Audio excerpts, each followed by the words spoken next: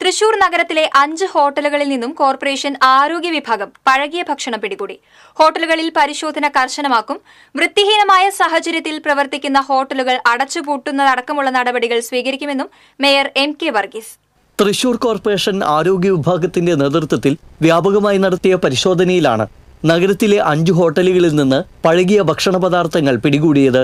രാമവർമ്മപുരത്തെ bay leaf, പൂങ്കുന്നത്തെ Arabian treat, Padinjarekotta Kins, Kokkale national store, Thrissur jubilee മിഷന് സമീപമുള്ള നവ്യ എന്നിവിടങ്ങളിൽ നിന്നാണ് പഴകിയ ഭക്ഷണം പിടികൂടിയത്. 30 ഹോട്ടലുകളിൽ ആരോഗ്യ വിഭാഗത്തിന്റെ നേതൃത്വത്തിൽ പരിശോധന നടത്തി.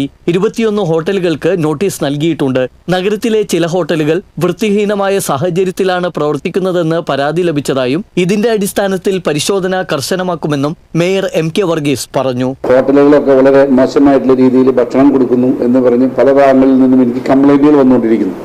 കാരണം പല ഹോട്ടലുകളും വളരെ മോശമായിട്ടുള്ള ഭക്ഷണമാണ് കൊടുക്കണമെന്നാണ് എനിക്ക് കിട്ടിയിട്ടുള്ള അറിവ്. അതനുസരിച്ച് നമ്മൾ നിർബന്ധമായി ഇനി ഹെൽത്ത് സെക്ഷൻ ഫീൽഡിൽ ഇറങ്ങാൻ തന്നെ തീരുമാനിച്ചിരിക്കുക. ആഴ്ചയിൽ 2 പ്രാവശ്യം ഇനി ഹോട്ടലുകളിൽ നമ്മൾ കയറും.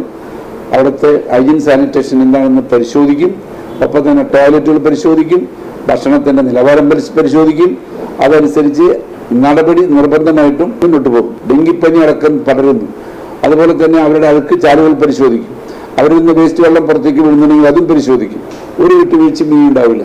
5 ഹോട്ടലുകളെ ഈ പ്രാവശ്യം നമ്മൾ പിടിച്ചിട്ടുണ്ട്. അവർക്ക് ഇനി വാണിംഗ് കൊടുക്കുന്നു. മേലിൽ ഇത് ആവർത്തിച്ചാൽ പൂട്ടിയെടുക്കാവുന്ന സാഹചര്യത്തിലേക്ക് ഞങ്ങൾ മുന്നോട്ട് പോകും. ആഴ്ചയിൽ 2 ദിവസം ഹോട്ടലുകളിൽ പരിശോധന നടത്താൻ ആരോഗ്യവകുപ്പ് ഉദ്യോഗസ്ഥർക്ക് നിർദ്ദേശം നൽകിയതായും വൃത്തിഹീനമായ സാഹചര്യത്തിൽ പ്രവർത്തിക്കുന്ന ഹോട്ടലുകൾക്കെതിരെ കർശന നടപടി സ്വീകരിക്കുമെന്നും മേയർ അറിയിച്ചു. TC വിനോസ്, തൃശൂർ.